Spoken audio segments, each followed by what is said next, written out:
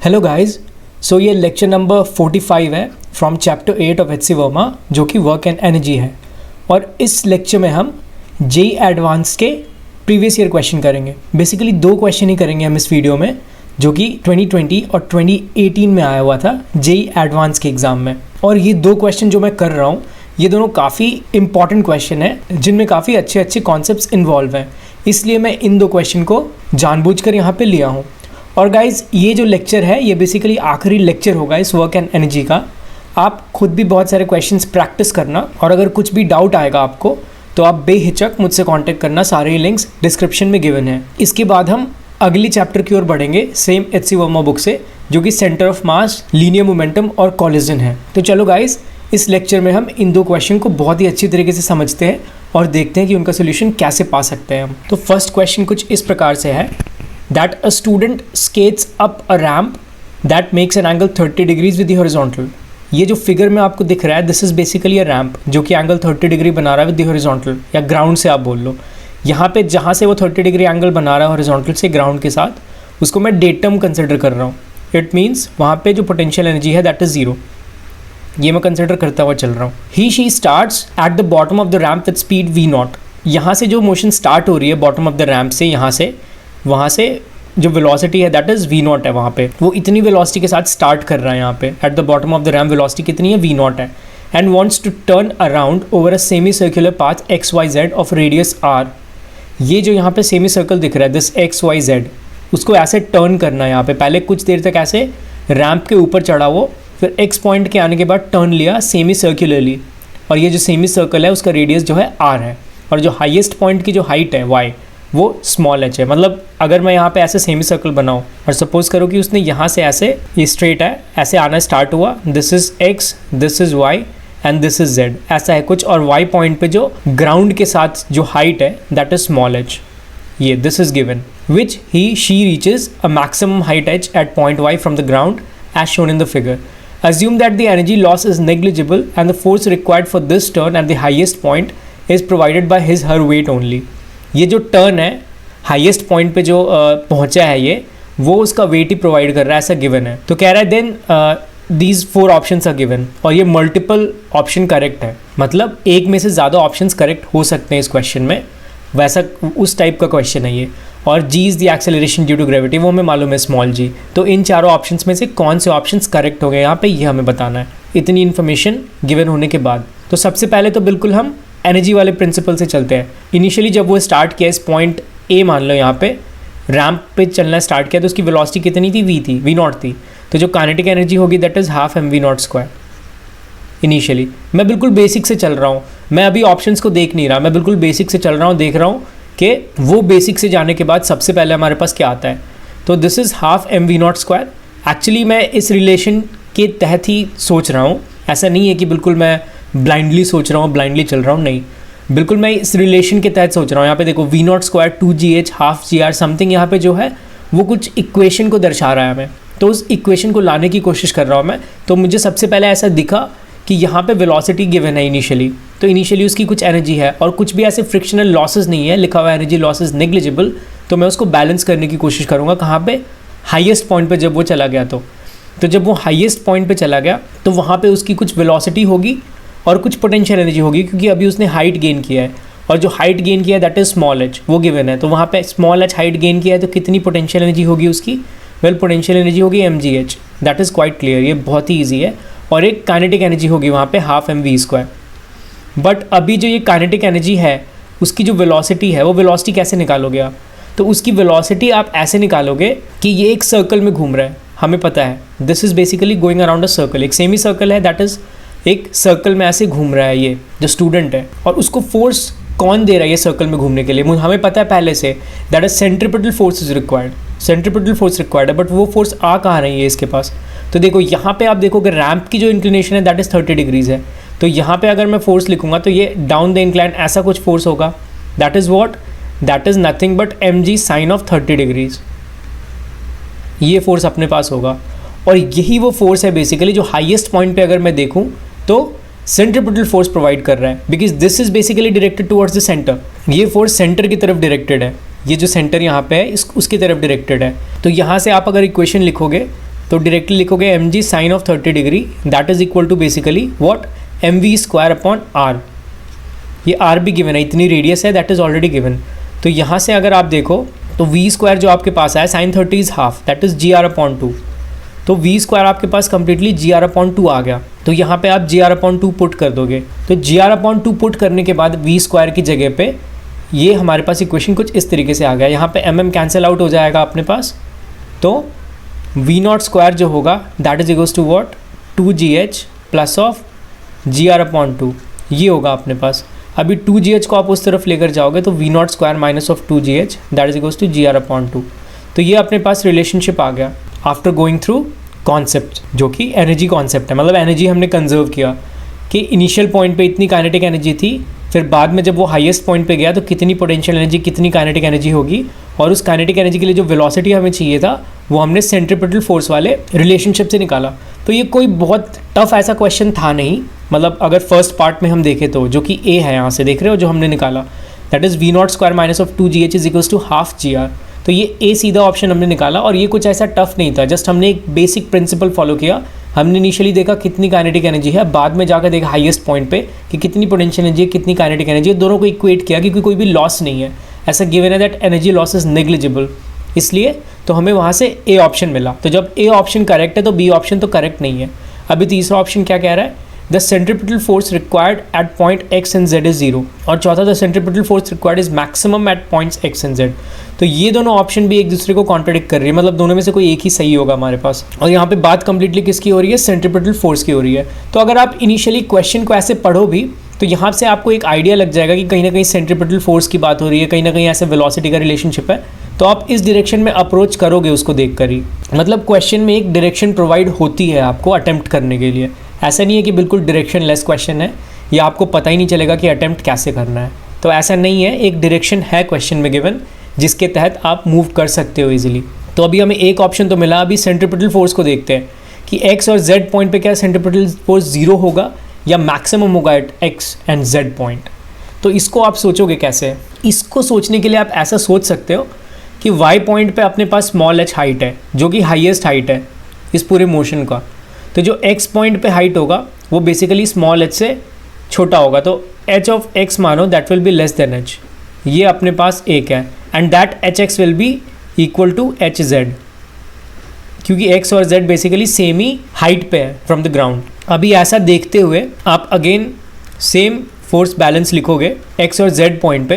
तो x और z point पे बेसिकली वेलोसिटी मान लो v डैश, अभी लिखते हैं हम half m v dash square ऐसा कंसिडर करते हैं, plus m g h x ये ऐसा कंसिडर करते हैं। तो यहाँ से अगर मैं सिर्फ इस v डैश की बात करूँ तो मैं m g h x को लेफ्ट हैंड साइड लेकर आता हूँ, m g h x that is equals to half m v dash square. ऐसा मैं ऐसा क्यों किया, क्योंकि देखो ये जो इनिशियल एनर्जी है, इनिशियल काइनेटिक एनर्जी है, that will be constant for any of these cases x y and z। तो अभी एक हमारे पास ये वाला टर्म एक बचता है, और यहाँ से हमें दिख रहा है कि H x is basically smaller than h, ये हमें दिख रहा है। तो जब ये एच एक्स स्मॉलर होगा h से, तो ऑब्वियसली इस काइनेटिक एनर्जी में से हम थोड़ा कम माइनस कर रहे हैं, कम लेसन कर रहे हैं। कम लेसन कर रहे हैं मतलब ये वाली चीज़ बड़ी होगी अपनी, ये वाली चीज़ बड़ी होगी, क्योंकि अभी एच एक्स जो है छोटी है h से। h के साथ हम क्यों कंपेयर कर रहे हैं, क्योंकि वो टॉप पॉइंट की वेलोसिटी है। टॉप पॉइंट की वेलोसिटी से अभी जो ये वाली वेलोसिटी है v डैश वाली, जो x और z पे है, वो ज़्यादा है। v dash is basically greater than v, same v dash होगा x पे, सेम v डैश होगा z पे, तो वो बेसिकली हमारे पास बड़ा आ रहा है। बड़ा आ रहा है मतलब आप अगर सेंट्रीपिटल फोर्स निकालो that is what m v dash square upon r। तो m और r तो कांस्टेंट है, ये v डैश ही अपने पास बचता है जिससे कंपैरिजन हम कर सकते हैं कि ज़्यादा है कि कम है। तो अभी इस पूरे दौरान, मतलब इस पूरे मोशन के दौरान x टू z में आप देखोगे तो x के बाद जो भी आपके पास पॉइंट्स आएंगी अप टू z, उसकी बेसिकली जो एलिवेशन होंगी वो x और z से ज़्यादा होंगी, मतलब एलिवेशन बढ़ रही है। जो hx हमने लिया that is basically the minimum elevation from x to z। x to z में देखोगे तो जो hx एलिवेशन लिया या hz एलिवेशन लिया that is minimum between x to z। तो वो मिनिमम है बिटवीन x टू z, मतलब जो वेलोसिटी है यहाँ पे that is maximum between x and z। ये वेलोसिटी जो है v dash that is basically maximum between x and z। Why? Because the elevation is minimum between x and z। तो जब एलिवेशन मिनिमम है between x and z तो velocity is basically maximum between x and z, and that's why centripetal force जो है that is basically maximum in between X and Z. तो x और z point पे जो centripetal force required है that is basically maximum. So the correct answer is D and A. मुझे ऐसे लग रहा है कि मैंने बहुत अच्छे से एक्सप्लेन किया है, कोई डाउट अभी होनी नहीं चाहिए आपको, पर फिर भी अगर कोई डाउट है तो मुझसे कांटेक्ट करो, सारे लिंक्स डिस्क्रिप्शन में गिवन है, या कमेंट ही कर दो, मैं उस पर रिप्लाई कर दूंगा और अच्छे से समझाते हुए। बट मैंने यहाँ पे अपना बेस्ट दिया है, मैंने बहुत ही क्लैरिटी के साथ समझाया है, तो होप करता हूँ कि किसी को ऐसा डाउट होगा नहीं।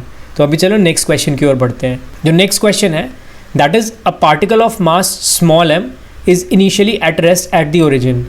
एक पार्टिकल है जो कि मास स्मॉल m का है, वो इनिशियली रेस्ट पे है, मतलब u0 है और ओरिजिन पे है ये particle. It is subjected to a force and starts moving along the X axis. कोई फोर्स से ये सब्जेक्टेड हुआ और ये एक्स एक्सिस की तरफ ऐसे मूव करना स्टार्ट कर दिया। इट्स काइनेटिक एनर्जी के changes with time as this. इसकी जो काइनेटिक एनर्जी है वो टाइम के साथ कुछ इस रिलेशन के हिसाब से चेंज हो रही है, ये गिवन है अपने। Where this gamma is basically a positive constant of appropriate dimensions. तो ये भी कह रहा है which of the following statements is are true. एक से ज़्यादा ऑप्शंस करेक्ट हो सकते हैं इसमें भी, और ये सवाल जेईई एडवांस 2018 में आया हुआ है। तो सबसे पहला सवाल क्या है, जो सबसे पहला ऑप्शन है that is force applied on the particle is constant. तो चलो ये चेक करते हैं। अपने पास बस ये वाली रिलेशन गिवन है, ये वाली रिलेशनशिप से के इज बेसिकली काइनेटिक एनर्जी। तो आप इसको पुट कर दोगे काइनेटिक एनर्जी को half mv², so that is basically equal to gamma into T. यहाँ से half m that is constant बाहर निकल जाएगा, एंड v² का अगर आप d/dt करोगे डिफ्रेंशिएशन, तो दैट इज 2v dv/dt होगा, that is equals to gamma into t. तो ये हाफ कैंसिल हो गया अपने पास। This is what mv dv that is equals to gamma t dt। मैं dt को इस तरफ लेकर गया। अभी इसको इंटीग्रेशन पे लगाते हैं। m and gamma constant. अभी हमें पता है कि इनिशियली जो है ओरिजिन पे है, रेस्ट कर रहा है, तो at t is equals to 0 velocity is 0 velocity, and at t is equals to time t let us say velocity is v। तो यहाँ से अगर आप इंटीग्रेट करके निकालोगे that is mv²/2 that is equals to gamma t²/2। ये relationship अपने पास आता है। तो यहाँ से अगर आप देखो तो अपने पास जो v होगा दैट इज इक्वल्स टू गामा/m √ मल्टीप्लाइड बाई t। मतलब ये वेलोसिटी की रिलेशनशिप हमारे पास निकल कर आई, that is velocity is equals to √ गामा/m multiplied by t। t is outside of √ तो यहाँ से हमें कुछ मिला गया ऑप्शन में। सेकेंड ऑप्शन क्या है, the speed of the particle is proportional to time, या this is basically the speed and that is proportional to time. तो सेकंड ऑप्शन तो हमें मिल गया यहाँ पे। फर्स्ट ऑप्शन के बारे में अभी भी अनक्लियर है। थर्ड ऑप्शन क्या है, the distance of the particle from the origin increases linearly with time. तो ये भी देखते हैं। तो एक रिलेशनशिप हमारे पास क्या आया, that is velocity is equal to √ गामा/m मल्टीप्लाइड बाई t। यहाँ से आप dx/dt निकाल सकते हो easily, that is equals to √ गामा/m मल्टीप्लाइड बाई t। अभी आप dx को इधर रखो और dt को उधर लेकर जाओ, फिर इसको इंटीग्रेट करोगे, ये तो कांस्टेंट है। तो at t is equals to 0 initially origin पे था, तो at t is equals to x just ऐसे ही हो जाएगा। तो x इज इक्वल्स टू √ गामा/m मल्टीप्लाइड बाई t²/2 ये हुआ। तो जो x हुआ that is basically proportional to t²। But option में गिवन है that distance of the particle from the origin increases linearly with time. Linearly कब होता है, जब प्रोपोर्शनल टू t होता है, but here it is proportional to t²। So third option is गलत, incorrect. अभी तक हम ए ऑप्शन को पता नहीं कर पाए क्या है। तो ए ऑप्शन को पता करने के लिए देखो, हमें पता है force is basically what mass into acceleration, and acceleration is what dv/dt। We already have v, this v हमारे पास पहले से है, तो इसको अगर आप dv/dt करोगे that will be equal to what √ गामा/m। ये कांस्टेंट हो जाएगा, acceleration is basically constant. So यहाँ से फोर्स को आप जस्ट लिख सकते हो मास इनटू कांस्टेंट एक्सेलरेशन है, दैट इज √ गामा/m। So that is equals to √ गामा/m, दैट इज द फोर्स। तो ये m और गामा दोनों कांस्टेंट है, that's why the force applied on the particle is constant. जो फोर्स अप्लाइड होगा that is constant. So a is also correct. So A is correct, B is correct, C is incorrect. What about D? The force is conservative. क्या ये force constant है जो हमने निकाला अभी? इतने से हम बोल सकते हैं कि फोर्स कंजर्वेटिव है या नहीं? क्या कांस्टेंट फोर्स का मतलब ये होता है कि फोर्स कंजर्वेटिव है या नहीं? सबसे बड़ा सवाल ये है यहाँ पे। That we have force is equals to √ gamma into m and these two are constants. M and gamma are constant. और ये हमेशा इस बॉडी पे ऐसे लग रहा है, ऐसा क्वेश्चन में गिवन है। It is subjected to a force. It is always subjected to this force √ gamma into M. This is a constant force. तो जब ये कॉन्स्टेंट फोर्स है तो क्या ये फोर्स कंजर्वेटिव है? यस, बिल्कुल करेक्ट। जब ये फोर्स कांस्टेंट है तो ये फोर्स कंजर्वेटिव ही होगा। If the force is constant then it must be conservative. अगर फोर्स कंजर्वेटिव है तो वो फोर्स कांस्टेंट होगा या नहीं ये नहीं बोल सकते, बट अगर फोर्स कांस्टेंट है तो वो कंजर्वेटिव होगा ही होगा। अभी बहुत लोग यहाँ पे ऐसे बोलेंगे कि कोई एक ब्लॉक ऐसा रखा हुआ है और उस पर एक फ्रिक्शन ऐसे लग रही है पीछे के डायरेक्शन में, तो ये mg होगा, ये नॉर्मल होगा, और ये ब्लॉक बेसिकली ऐसे मूव कर रही है, तो जो फ्रिक्शनल फोर्स होगा वो क्या होगा, that is mu into normal, normal is mg। तो यहाँ पे बोलेंगे वो कि जो फोर्स है that is also constant, force constant है बट यहाँ पे ये कंजर्वेटिव नहीं है, this friction is not conservative, friction is basically dissipating force, it's never conservative. तो यहाँ पे ऐसा कैसे पॉसिबल हो रहा है कि फोर्स कांस्टेंट होते हुए भी कंजर्वेटिव नहीं है, क्योंकि यहाँ पे हम आधी पिक्चर ही देख रहे हैं। This is not the correct picture, this is only the half picture. आपको ऐसे देखना पड़ेगा कि थ्रू आउट द मोशन जब ये अभी ब्लॉक ऐसे आगे मूव करेगा तो एक पॉइंट पे जाके ये स्टॉप हो जाएगा, ये फ्रिक्शन जो लग रही है एक पॉइंट पे जाके स्टॉप हो जाएगा। अगर सिर्फ ये फोर्स लग रही है तो इनिशियली इसको धक्का देके छोड़ दिया गया है तो ये फोर्स हमेशा कांस्टेंट नहीं है। जब ये पार्टिकल स्टॉप हो जाएगी तो फ्रिक्शन लगना भी बंद हो जाएगा। That is basically the property of the friction, that friction अपने आप को सेल्फ एडजस्ट करता है, it is self adjusting in nature both in magnitude and direction. तो ये फ्रिक्शन तब तक ही लगेगा जब तक ये मोशन में है, और एक बार आप इस पे फोर्स लगा के छोड़ दोगे इस पार्टिकल पे तो थोड़ी दूर जाके ये रुकेगा ही रुकेगा, और ये रुकेगा तो फ्रिक्शन जीरो हो जाएगी। तो friction is never going to be constant, but यहाँ पे ये फोर्स हमेशा ही कांस्टेंट रह रहा है, this is never going to change. ये फोर्स नहीं चेंज हो रहा है, ये फोर्स हमेशा ही कांस्टेंट रह रहा है। तो ये जैसे ये फोर्स कांस्टेंट है, आप इसकी एफ dx निकालोगे, that is basically work done. तो आपको कंजर्वेटिव प्रूफ करने के लिए क्या करना पड़ेगा कि जो वर्क डन है that is path independent, that only depends upon the initial and the final points. तो ये जो फोर्स है that is constant basically under root of gamma into M, तो ये बाहर ऐसे निकल जाएगा, इंटीग्रेशन ऑफ dx हो जाएगा, तो कुछ इनिशियल पॉइंट से कुछ फाइनल पॉइंट जाएगा, तो under root of gamma m into x f minus of x i, ये हो जाएगा आपके पास वर्क डन। तो यहाँ पे देख रहे हो ये कांस्टेंट है और एक्स एफ एक्स आई ये सिर्फ फाइनल और इनिशियल पॉइंट का एक्स है, तो मतलब सिर्फ इनिशियल और फाइनल पॉइंट वाले टर्म्स पे ही डिपेंड हो रहा है। ये पाथ पे जो जा रहा है कोई भी पाथ रिलेटेड टर्म्स नहीं है जो कि पाथ पे डिपेंड हो, ये सिर्फ इनिशियल फाइनल पॉइंट डिपेंडेंट है। That's why this force is conservative because it is constant in nature. But friction के बारे में मैंने बताया, it is not constant basically. अगर कोई फोर्स इस पर ऐसे फ्रिक्शन फोर्स लग रहा है, इनिशियली आप धक्का देकर छोड़ दोगे, नीचे फ्रिक्शन है, तो एक ना एक पॉइंट पे जाके वो रुकेगा ही रुकेगा, तब फ्रिक्शन जीरो हो जाएगा। So option A, B and D are correct. So guys ये था ये दो बेहतरीन क्वेश्चन इस वीडियो के, और जैसा कि मैंने बताया अभी स्टार्ट में ही वीडियो के कि इसके बाद हम नेक्स्ट चैप्टर की ओर मूव करेंगे, that is centre of mass, linear momentum and collision. तो नेक्स्ट वीडियो से हम उसकी थ्योरी स्टार्ट करेंगे, पहले थ्योरी स्टार्ट करेंगे, उसके बाद क्वेश्चंस देखेंगे, एक्सरसाइज क्वेश्चंस देखेंगे पहले एचसी वोमा के सारे, उसके बाद फिर अगेन हम कॉम्पिटिटिव क्वेश्चंस पे आएंगे। तो तब तक के लिए गाइज आप इस चैप्टर से वर्क एंड एनर्जी और इसके प्रीवियस चैप्टर से काफ़ी सारे क्वेश्चंस प्रैक्टिस करते रहो। कोई भी डिफिकल्टी हो तो मुझसे बेहिचक पूछो, सारे लिंक्स डिस्क्रिप्शन में गिवन है। तो गाइज ये था इस वीडियो के बारे में, होप करता हूँ आपको पसंद आया ये पूरा ही चैप्टर वर्क एंड एनर्जी वाला। प्रैक्टिस जारी रखना, मिलते हैं नेक्स्ट वीडियो में, तब तक के लिए बाय एंड टेक केयर।